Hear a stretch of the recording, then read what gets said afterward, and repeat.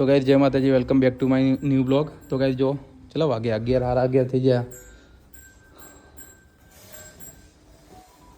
તો ગાઈસ જોઈએ પિંચું ને એ પિંચુ આજે સ્કૂલ જવાનું ને તારે?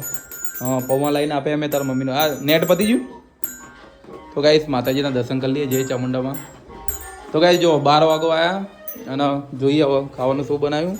કાલે તો ડિમાન્ડમાં જતા, બપોરે જતા 2 વાગે. શું બનાવ્યું ખાવાનું?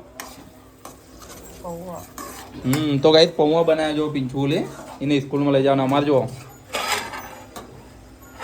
તો ગાઈસ અમારે ઓલી મેથીનું શાક. શિયાળામાં આવું લીલી શાકભાજી ખાવાની એટલે એ પગમાં આવી જાય. તું શું કરે?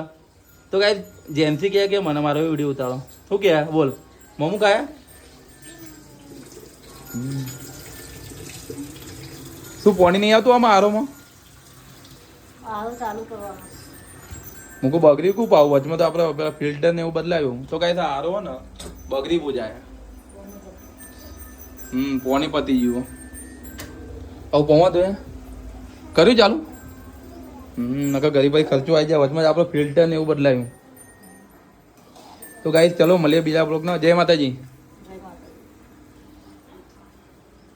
વીરુ તારે સ્કૂલ નહીં જવાનું?